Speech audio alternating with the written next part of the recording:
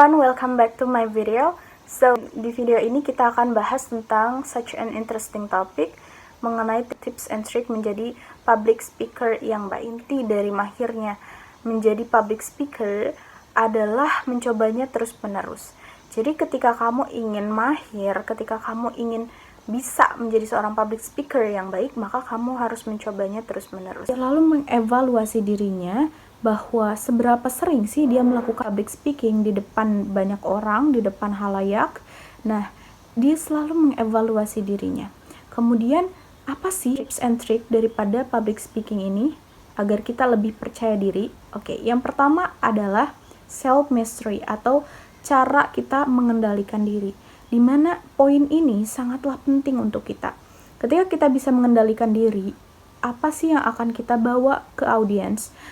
Bisa energi yang positif ataupun energi yang negatif yang memang kita bawa untuk audiens, dimana audiens ini akan merasa nyaman ketika kita memberikan energi-energi yang positif, ketika kita menyampaikannya dengan percaya diri, ketika kita menyampaikannya dengan sangat-sangat menguasai materi, maka kita akan memunculkan energi-energi yang positif untuk audiens, sehingga audiens merasa nyaman dan merasa tenang, juga merasa bahwa dia mendapatkan informasi yang sangat baik dari speaker. Alright, kemudian yang gak kalah penting adalah position, dimana posisi ini sangat penting untuk public speaker dalam melakukan public speaking.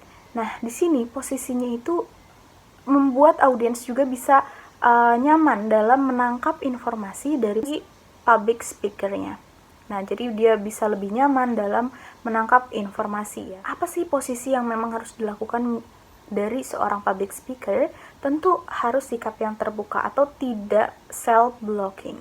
Karena audiens akan merasa sangat tidak nyaman ketika public speakernya itu melakukan self-blocking. Gitu. Jadi ketika kita menyampaikan informasi dengan kita melihat langsung ke audiens, maka audiensnya juga akan merasa bahwa dia itu mempunyai kontak langsung gitu dari public speaker dan juga audiens. Jadi hindari self blocking. Nah, biasanya yang tadi aku udah sebutin bahwa menjadi seorang public speaker, salah satu posisi yang paling nyaman adalah dia condong ke depan.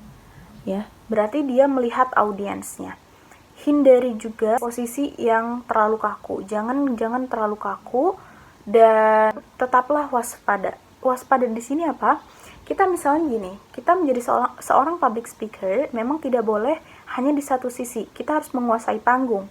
Nah, maka dari itu kita memang harus condong ke depan, tetapi kita tidak selalu stay di situ. Kita tidak boleh kaku. Nah, maka kita harus mencari suasana ataupun mencari posisi yang baru lagi sehingga kita tidak merasa kaku.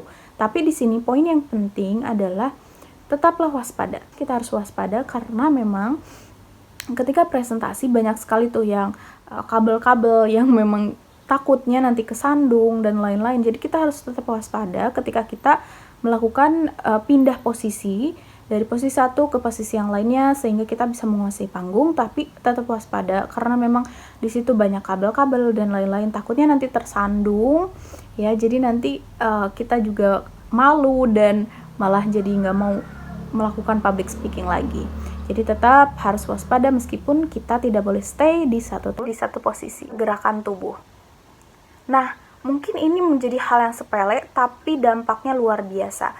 Karena ketika kita melakukan gestur yang baik dan sesuai dengan apa yang ingin kita sampaikan, maka dengan sangat nyaman dan sangat bisa ditangkap oleh audiens. Jadi ketika kita melakukan gestur yang ataupun pergerakan tubuh sesuai apa yang ingin kita sampaikan, maka audiens akan lebih bisa menangkap ya. Ini juga menjadi salah satu poin penting ketika audiens lebih bisa menangkap informasi yang kita sampaikan melalui gestur tubuh kita. Jadi kita sambil mempraktekkan bagaimana sih ini, sambil ada gestur, maka audiens juga bisa lebih berimajinasi tentang gestur tubuh yang kita lakukan gitu. Terus di sini juga kita harus bersikap natural, jangan seakan-akan dibuat-buat gitu.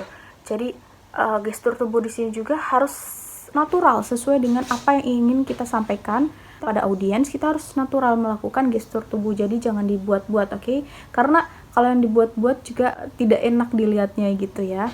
Jadi tetap harus natural sesuai dengan apa yang ingin kita sampaikan. Kemudian di gestur juga atau pergerakan tubuh, hindari gerakan-gerakan yang mengganggu seperti garuk-garuk kepala ataupun kita tangannya gini terus atau gimana gitu ya, yang pokoknya yang kaku dan membuat terganggu gitu, kayak garuk-garuk ini, garuk-garuk apa gitu, karena itu membuat jadi gagal fokus gitu kan dalam menangkap materi yang ingin disampaikan oleh si public speakernya.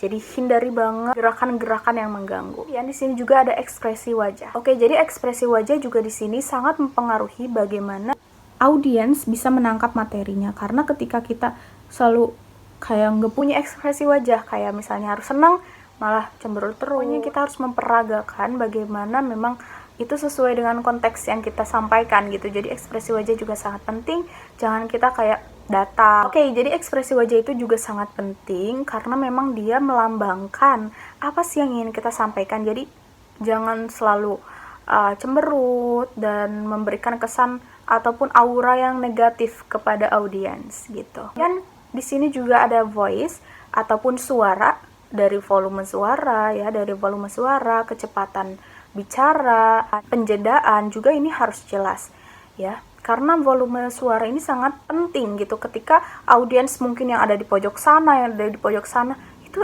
dia terdengar nggak suara yang kita keluarkan gitu. Dari volume suaranya, memang volume suaranya itu jangan terlalu kecil, tapi jangan juga terlalu teriak-teriak gitu.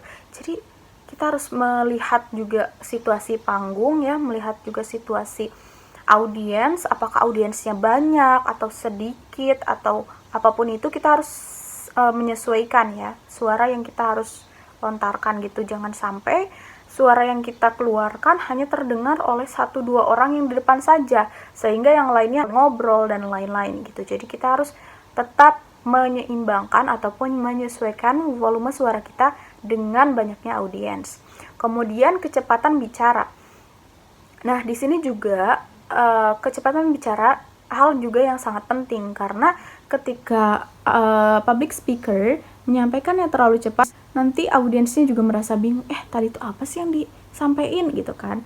Nah, tapi jangan juga terlalu lambat, karena terlalu lambat membuat ngantuk dan bosen gitu ya untuk si audiensnya. Nah, di sini juga aku masih belajar nih bagaimana bisa membuat audiens itu nggak ngantuk gitu saat aku memberikan statement ataupun aku sedang melakukan public speaking gitu. Jadi kecepatan bicara juga sangat penting untuk dilatih ya. Kemudian buatlah penjedaan. Jangan misalnya terus ngomong tanpa adanya jeda sehingga audiensnya juga bingung nih.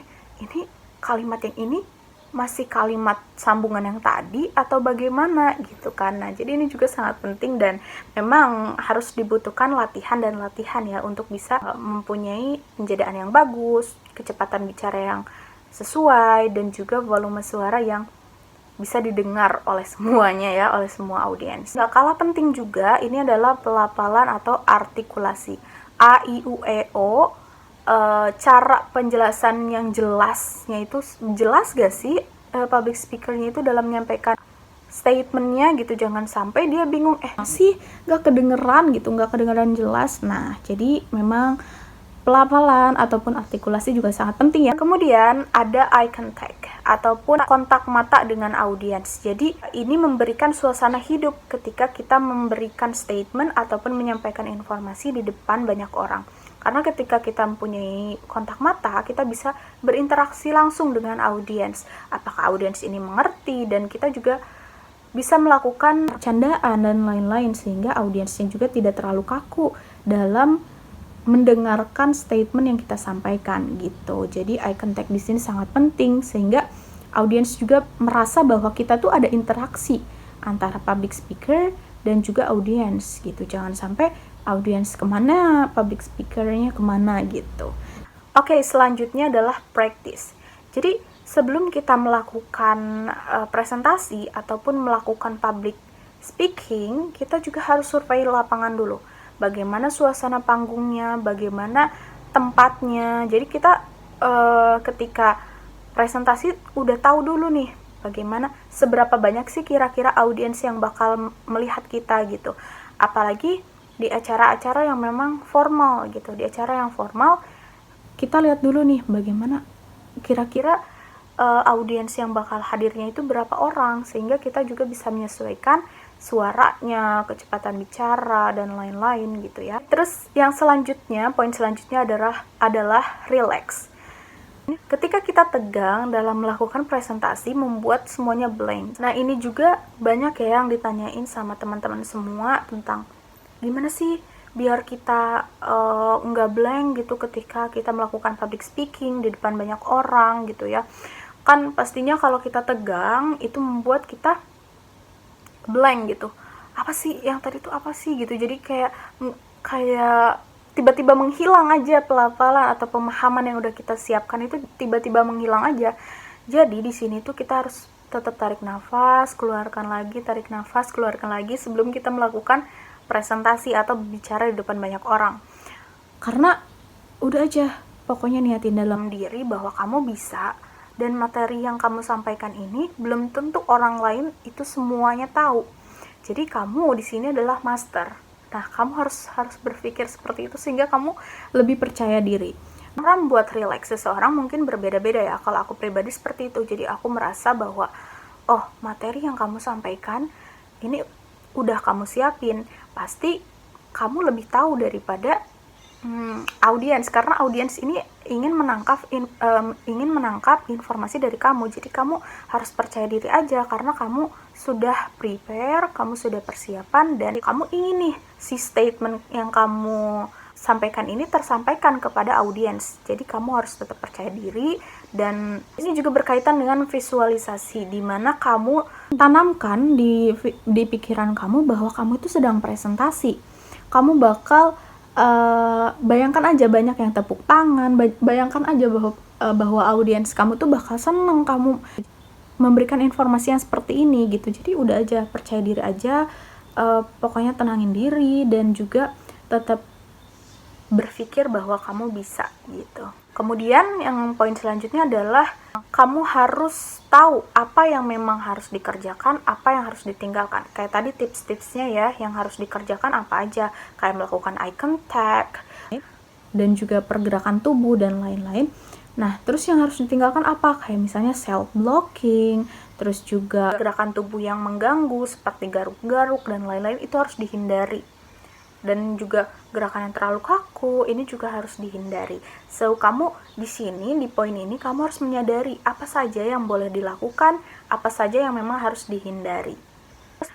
Kemudian juga kamu harus menguasai audiens, di mana kamu harus melihat audiens kamu itu dari mulai usianya, terus juga di tingkat pendidikannya itu seperti apa, sehingga kita bisa melakukan bahasa kita kepada usia dini seperti apa, usia remaja seperti apa, usia dewasa seperti apa, sehingga kita bisa menyesuaikan bagaimana cara kita menyampaikan pesan kita untuk anak-anak, bagaimana cara kita menyampaikan pesan kita untuk orang dewasa, untuk yang remaja gitu. Jadi kita harus menyesuaikan nih.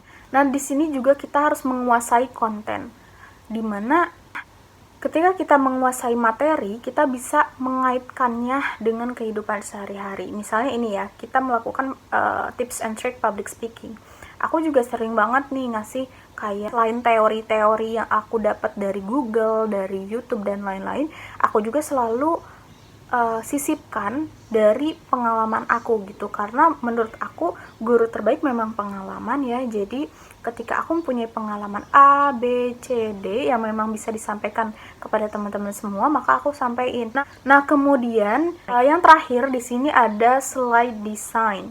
Ketika kita presentasi menggunakan PowerPoint misalnya ya, kita juga harus melihat nih PowerPoint-nya itu kan poin-poinnya saja, jangan sampai yang kita tampilkan itu panjang banget sehingga audiens bingung nih harus baca yang di PPT atau harus mendengarkan kita gitu. Jadi kita harus lihat dan kita harus pastikan bahwa PowerPoint itu adalah poin-poinnya saja, sehingga poin-poin kemudian kita sampaikan penjelasan dari poin tersebut tuh seperti apa. Juga bisa belajar dari pengalaman aku. So, di sini kalian bisa nih, misalnya pengen nanya-nanya tentang masih kurang ngerti tentang tips and trick public speaking dan lain-lain, kalian bisa tanyakan juga di grup WhatsApp, nanti aku jawab juga.